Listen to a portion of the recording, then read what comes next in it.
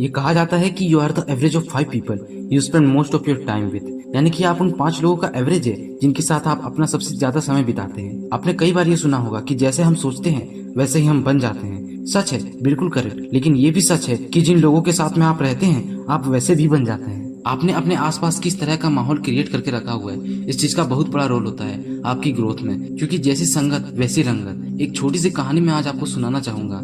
एक जंगल में एक पेड़ था। उस पेड़ पर एक बाज ने घोंसला बनाकर रखा था और उसी पेड़ के ठीक नीचे एक मुर्गी ने अंडे दे रखे थे। एक दिन ज्यादा हवा चलने के कारण बाज का एक अंडा नीचे गिर गया और नीचे गिरकर उन मुर्गियों के अंडे में जाकर मिल गया।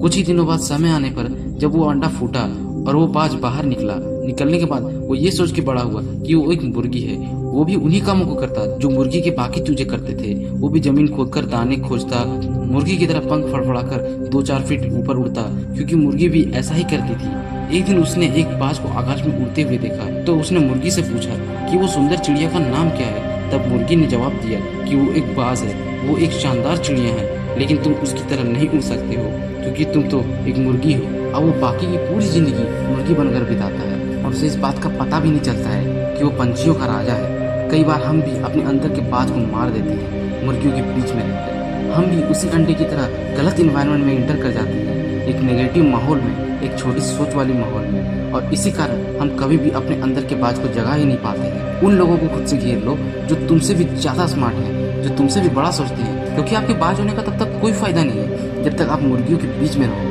यूट्यूब पे एक डायलॉग है, if you are smartest in your class then you are in wrong class. अगर आप अपने से कम नॉलेज वाले लोगों के साथ रहोगे, अपने से कम एक्सपीरियंस वाले लोगों के साथ रहोगे ना, तो आप उस ग्रुप में स्मार्ट तो रहोगे लेकिन आपकी ग्रोथ कभी नहीं हो पाएगी।